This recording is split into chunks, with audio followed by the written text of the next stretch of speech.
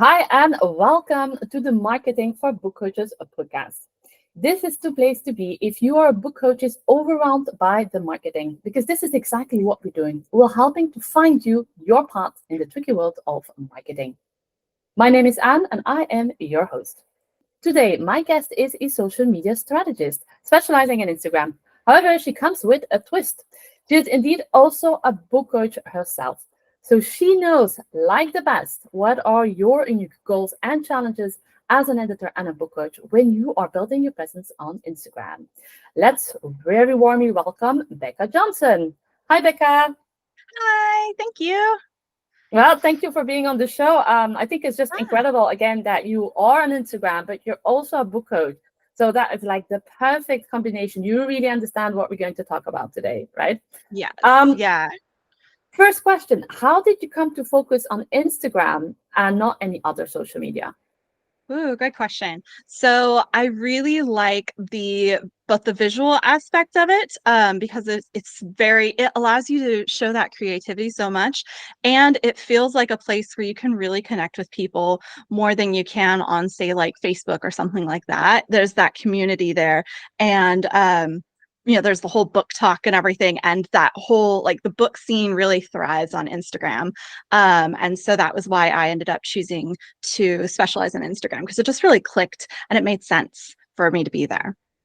Yeah, I love that. I love the idea when you say it really clicked, because that's the thing with any social media, right? You have to be on the one that really clicks, that really works Exactly. for you. Um, Exactly. One thing I also liked, and this was the reason I really want you to have on the podcast, is that you insist so much on that human connection side. And in Yes. preparing this podcast, I fell upon this video of Adam Mosseri, SEO of Instagram. I'm sorry if I'm not pronouncing this right. Adam, let me know. And so in his video, he says that one of the most important aspects the algorithm takes into account is the times your post is shared in a DM. So Mhm. that's the direct message. Um, for me, that really blew my mind, because Instagram, in my mind, it's like this big machine, and you have to put in the content, the reels, the story. You have to be there 24/24. And now suddenly content is no longer that important. We're talking more Yeah. about connections, human relationships. Am I wrong here? No, you are completely correct. It is all about connection, and that is what it's really looking for when like the algorithm decides to push things out is it's looking at like are people connecting with what you have to say? Can they learn something? Are you making them smile? Are you connecting with them on a human level? Are people like, oh, I need to share this with my friend, or my fellow book coach or my author friend is really gonna, get something from this. And so it looks at are people sharing this? Does it have value to people that they feel so strongly about that they would then promote this or share this with other people. And it's also like really powerful how like connecting just in the DMs in general, because you mentioned sending like the posts in DMs. Connecting in general on the DMs, it really looks at that. Who is talking to people? Where is that community? And it pays attention to that. It's really cool because it's like you can just focus on the human side of stuff and it helps with the technology algorithm side of stuff just by default as you're doing that, if that makes sense. Yeah, yeah, absolutely. So Yeah. there's like two sides of Hmm. the human connection side. So, for Yeah. example, I don't know you, but you have a great post. If I share that with, for example, my friends, Hmm. um, then it considers that I'm building a relationship with you, but it can Yeah. also be to have that direct relationship. So Hmm. when we're thinking about Instagram strategy, we have to have both of those sides Yes. in our strategy. Yes, be thinking of the people that you are wanting to connect with, showing the algorithm and people, because they want to feel seen as well, who you're Mhm. interested in connecting with, and making sure that comes from a really authentic place, not just like, oh, I'm going to talk to people to like get points for myself. You know what I mean? But to actually show and express an interest in those people and caring about those people, but really connecting with like your target audience, if you're a book editor, connecting with authors who write your genres that you work in. And then also connecting with, people who are your peers as well, because when we help each other, we all grow. Same thing on Instagram. If you are helping someone else, helping boost them, you're actually boosting yourself in a way. Like, it sounds kind of selfish, but you do it from a selfless way, I guess is what I'm trying to say. Yeah, no, But but yeah, building that community. it absolutely makes sense, because when I hear you talking, it really reminds me of what happens on LinkedIn. Because Yeah. my reaction, and he also says in his video of like, please don't force it, like, Yeah. to have that content that you can specifically share. And maybe we can talk about that later on. Yes. But yes, it is important to share the post, but I don't, for example, I don't have this habit of taking a post and share it in private. I will share it in public, but not in Yeah. private. So with Instagram, it really has to be done in private. Mm. So both are important, but it weighs, like, they have different weights to them, I guess you could say. So like Mm, sending it to someone in a DM or a direct message, that's going to have more weight, but sharing it to your story also is a really strong one as well. Or even if, like when you click share, there's also the option to copy the link. That also is, it counts toward that. It's kind of like you have your most important one up here of mm, sending it to DMs, but you also could send it to stories. You also could copy the link and send it outside of Instagram. Maybe you're sending it in a text or something, but it really looks at, like, are people, again, like I said, finding value in this, that they really want to share that with other people. So when you're creating, your content, you want to think mm, about, like, what are people going to connect with, and really try to make it more about them than it is about you, if you can. Or even if it is about you, how are they connecting with you as a person? Are you making them smile? Are you making them laugh? Are you mm. sharing a lesson you learned? Something like that. Instead of making it like the you show. You don't have to do that. I feel like Yeah, there yeah. was that trend a few years ago where it felt like we all had to be influencers or whatever. You don't have to do that. I feel we Yeah. still all have to be influencers. So Yeah. But like, instead of thinking like, oh, it has to be like this reality show about myself, you know what I mean? Like, mm. think of how it's serving other people and connecting with other people. And that is going to be, it's going to feel more authentic for you. And it's going to be more likely for people to share it as well, whether that's to their stories or to people in their DMs. So Yeah. the keyword here, if I understand that, is really you need to put out content that in which the editor, in fact, the writer who's looking at your post finds value. How do Yes. you identify that value um, Mm. in your posts? Yeah, so a lot of it comes down to listening. They call it social listening in the, like, social media space, but it's basically like paying attention to what people are saying in the comments of other posts, what people are saying in Facebook groups for writers, what people are saying, in newsletters or whatever, and paying attention to, conversations that are happening or things that people are wondering about, looking for that sort of need and seeing if you have something that you can contribute to that. Or if you are, say you notice something coming up a lot as you're reading published books or something, like maybe that's something you could address.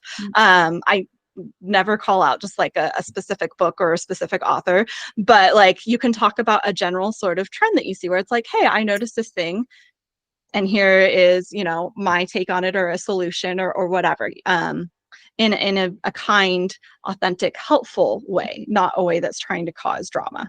Well, I guess that is strategy on itself, right? If you want to be the because I liked you had one of your recent posts where it also was like being viral is no longer mandatory, but some people seem to Mhm. have built their entire strategy about viral. Yes. Um, And sometimes people go viral and that means nothing for them. Sometimes you can go viral and it doesn't mean you make more money. It doesn't mean you get more clients. You just went viral one time. You know what I mean? So yeah. here, let's put that there. Yes, it doesn't mean that you go for it.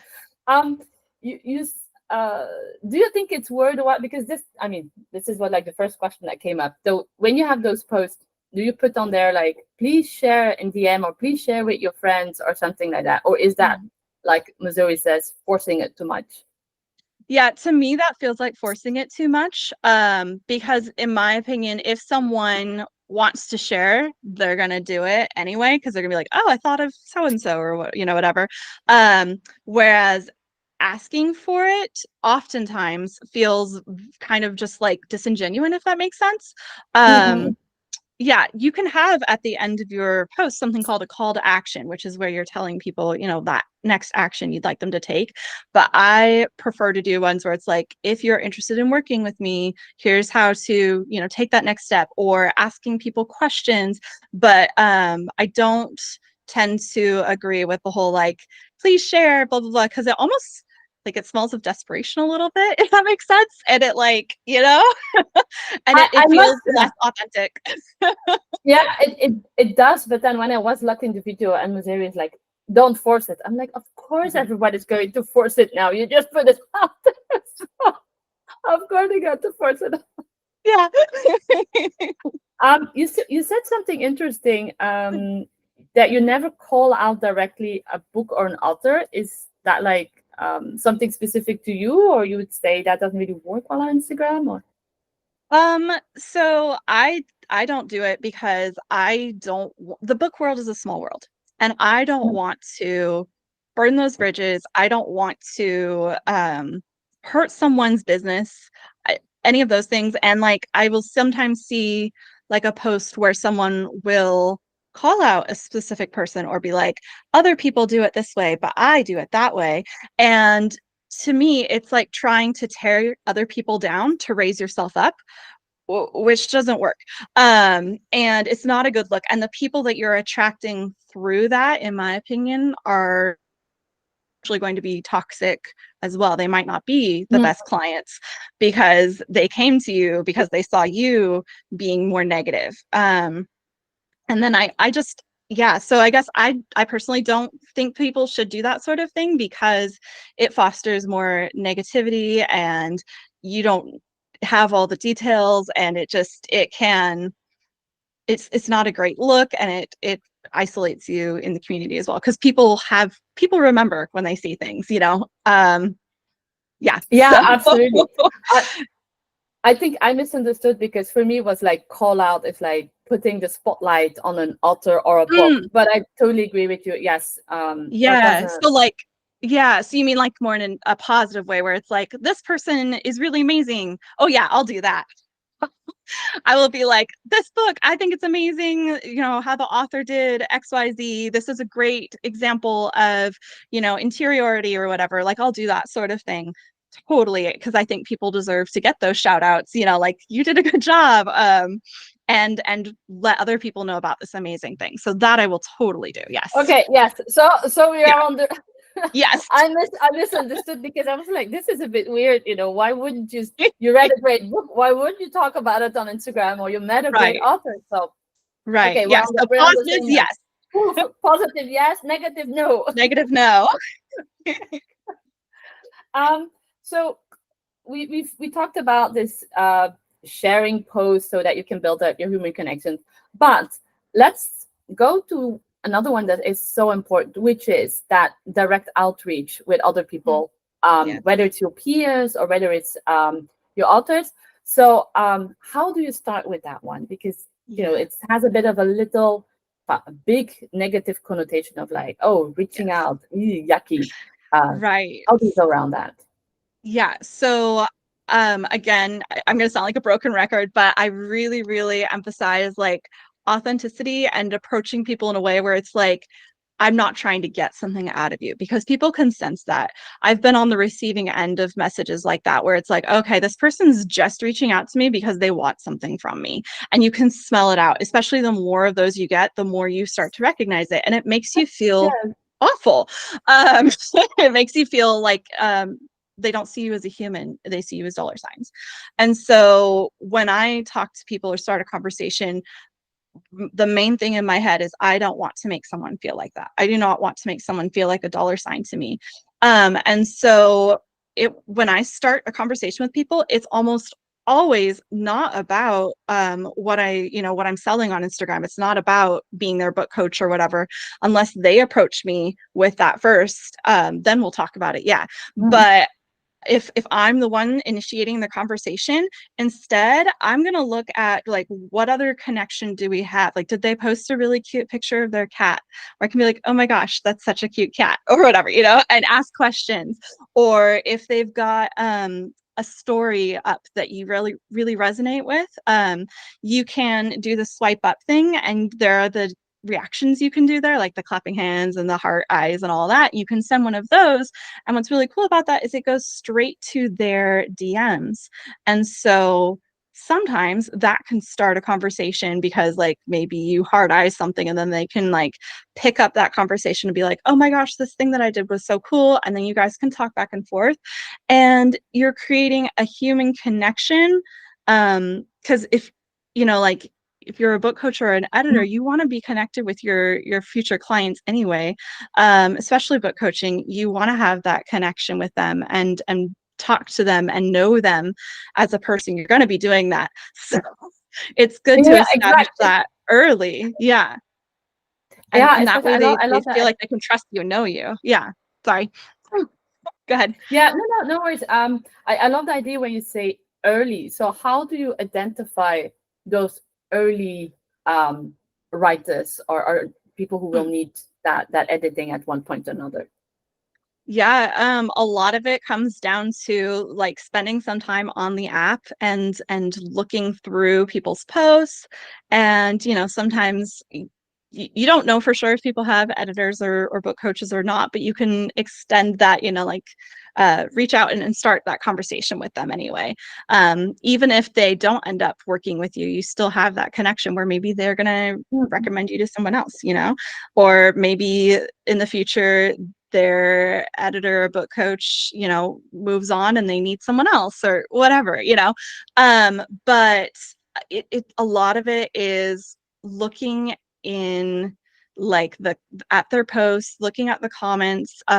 If you see other authors commenting, go check them out, and really start to find people through the conversation, through talking to each other. Yeah. Um, and Does that answer your I, question? yeah. No, what I feel Okay. is like, the way you explain it, I feel there's a lots of easy flow in it. But I Hmm. guess, and that's probably the thing you do also with your clients, is that you put on that strategy of like, you put in that plan. So can you talk a little bit, like, let's say I completely start on Instagram. What do I do? Where do I start? Yeah. So first, you're going to want to start with your bio, which is, the information about who you are Mm, and what you do. It's really important to be clear there, because people, it's like a mini website, or like a business card or something. So mm, people will see your handle, which is like the name, and they'll click on that, and then they're going to be taken to that profile page, and they're going to see your bio. And if you don't have something about, the fact that you're an editor or a book coach there, you only have a few seconds to grab their attention, I guess is what I'm trying to say. And they need to okay. see that Yeah. information, make it as easy as possible for them to find it. And then you're going to start to put posts up that, get people acquainted with you. You're going to start to talk to other people. You're going to look for those authors and peers. You want to connect with both people. You can look at who is having these conversations, who's active on this platform. You can use the search to look for people, but start to um, like take that first step, and don't expect everyone to come to you. Like, okay, I made my Instagram, everybody, I here was, I am. yes, I love that, Becca. I get so annoyed when people tell me, oh, but it's, I put out 5 posts a day and it's not working. I'm like, yes, but what do you do on top of that? Because social media, at initially it was social media, it was getting that Social. connections. It's not of like, Exactly. it's not your ads or your big Uh-huh. thing you put out there and then you just hope It's that not a people stick to stage. it. Yes, Yeah. exactly. And even if it was, why are they coming to your concert if they don't know who you are? So, Exactly. No, I was yeah. thinking about Taylor Swift. Like, you see that she really interconnects with her public Hmm. as well. So is at that Yes. stage, you still cannot say, okay, I'm not doing anything for my Yes. listeners. At our stage, we have to continue doing that. So you have to. Yeah, it's like, don't expect people to do that. You got to do it. And then if people do come to you, awesome, but you should be taking that first step. Yeah, it's a dual thing, right? You have to put out that content that, like you said, your authors and your writers have to find the value in there, but at the same time, you also have to build up that relationship and reach out. Exactly. But how do we keep it sustainable? Because like, how much time, how much post, what exactly should we do to have some success? Yeah, so I definitely recommend like thinking about you and your schedule and what feels like it's going to work for you, because sometimes people will try and do like a whole bunch of posts and then you burn out so fast if you do that. So it really is like, can I do 2 posts a week? Can I do 3? What feels like it actually would work, not in a perfect world, but what actually will work for you? What do no you one has actually a perfect life, Becca. No one has a perfect life. Exactly. Doesn't exist. So we can't do that. We have to actually be honest with ourselves about what we can actually do and not try to overcommit ourselves or feel like I have to do X amount of things or it's not going to work, because that's just not true. It can totally work if you do, 2 or 3 posts a week or whatever. You don't have to be on the app for hours and hours. Please No, don't. I You was end up like, getting sucked away. I'm really surprised by that number, because again, for me, Instagram is like 24 hours on 24 hours. So I really want to put that focus on. It's like, Yes. Becca, this is her job. She tells you 2-3 times a week is more than enough, under the condition that you do that connection, though. Do the thing. Exactly. And it's so much more important to be consistent than it is to do like a whole bunch of content. So like the person who is consistently doing 2 posts a week ultimately is probably going to do better than the person who had a week where they did 20 posts and then they vanished because they burnt out. Yeah. They're not building that momentum. They're not building those relationships, right? If you are there just, doing what you can, whether, like that's 2-3 posts, 15 minutes engaging per day or 5 minutes or whatever time you have that you can do sustainably, that person who's just continuing to show up, they're probably going to see a much better result from the whole thing and feel better too. Yeah. So I was gonna say another keyword is rather be consistent and show up consistently than like show up too much. And especially you have the scheduling tool. So even if you have those 20 posts, you can always schedule them. Spread it 10 out. weeks of content. Exactly. You're good for like 10 weeks. Whew. Yeah, exactly. I would really love to continue talking with you. But I have like one last question, which is, can you give us an example of one of those relationships that you build on Instagram and you took it out of Instagram and it, like, with your dream author or something like that? Yeah. So I have an author who is like super amazing. And they found me through Instagram. I think that we initially connected over my cat, I think. Oh, so here we have a content topic, the cats. This is the second time you're talking about. I'm like, I have a cat. I don't have a cat, but I have a cat. I need a cat now. You can have a dog. You can whatever. You can have your coffee, whatever. But yeah, so we connected over the cat, and then exactly your teacup, and they ended up winning. I did a giveaway, and they won a giveaway with me, and it was just like a very small thing that I did with them, and then they loved working with me so much, and I've worked consistently with them for, I want to say, close to 2 years. I would have to look, but yeah, it's been a while. And they're always recommending me to their friends and giving me shout outs and stuff. So yeah, it really does come down to that relationship. Yeah. And so how much time did it take between the initial contact and then the moment you guys really started working together?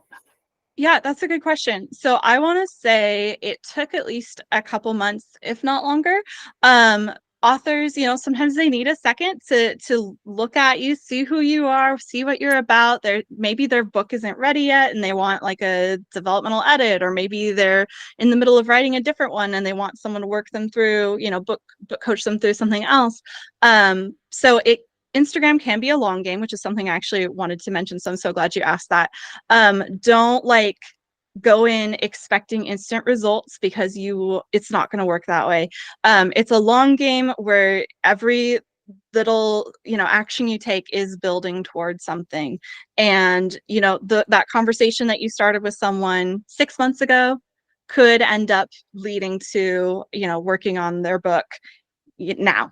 That has happened with some of my authors. There's one where she told me, like, I want to say a year ago, the next book I'm writing is this genre and I really want to work with you. And I just like screenshotted that and kept it somewhere so I remembered. And then, kept in contact with her. And then she approached me, 3 months ago and was like, I'm ready. The book is ready. I'm ready for that developmental edit. Let's work together. So sometimes it takes a while, but it's worth it because those people are amazing. Yeah, I think it's such an important reminder that it takes time. Mm-hmm. And I think sometimes we get a bit disappointed in the sense of like it's so easy to put out content, right? I see regularly people telling me, oh, I put out like 5 posts every week for such a long time. But it doesn't go that easily, like you said so well. One, you need to have that connection, and two, you have to give them the time as well to get into your universe. So I really love to end on that one, because that's the whole idea of this podcast as well, of giving really honest advice. This is not going to be an easy or a fast fix. You really have to put your time in that. So as a reminder, what we talked about here in the podcast was Instagram. Yay, great for content, but the connections are so important as well. And if you want to set up your strategy, step 1, have a great visible bio that makes it very clear what you do. Step 2, create content in which your writers will find value. Step 3, connect both with your peers and with your authors. Becca, anything else we have to add to that? I think you got it. That's it. If we want to go further, because this, of course, is just an introduction of the work you do and what we can achieve by being on Instagram, where can we find you? Yeah, so you can find me on beccajohnsoncreative.com. And you can also find me on Instagram, of course. I actually have 2 profiles. Yeah, of course. I've got 2 profiles on there. I've got my social media one, which is at Becca Johnson Creative. And the book coach one, if you want to kind of like see my stuff in action, is Becca Lee Writes. So yeah, I would love to connect with you guys there. The beccajohnsoncreative.com website, you can see the different things that I offer. There's a chance to do an Instagram strategy intensive with me if you want to go deeper into the stuff that we talked about. It's super fun to do. I love doing it, and it's personalized to each person that I talk with. So we really take into account your needs and your desires. It's not just like, cookie cutter, slap this, thing on it and call it good. Yes, I love that, Yeah, because we're all different and we all need our own strategy, right? exactly. And it's also on the podcast that we will find your amazing lead magnet, which is still free. Oh, still free. Yes, it You is never know free. how that was. And it really it helps to set up an engagement strategy, right? Yes. So it's all about how to do what we were talking about, where you start to engage with people. So getting those connections through, talking to people at different levels, and the list will go into it. It's a little checklist for you guys to help lead you through some quick actionable things you can do each day to start to engage with authors and with your peers. Love that, Becca. Go to the website. All of these links, as well as the article of Adam Maziri, will be in the description. So no panic, it will be there. Thank you so much, Becca, for coming on the podcast. This was just such a treat. I'm really, really happy you accepted to come on. Thank you. I had so much fun. I'm really glad that you asked me to be here. Thank you. And thank you to you, listener, or if you're watching this on YouTube. If you want more of this information or more business tips and great interviews like the one with Becca, don't forget to sign up for the newsletter. Again, specifically for only you book coaches. You will find the link in the description. And that's it for me today. I hope you enjoyed the podcast as much as I did, and I hope to see you soon. Bye-bye.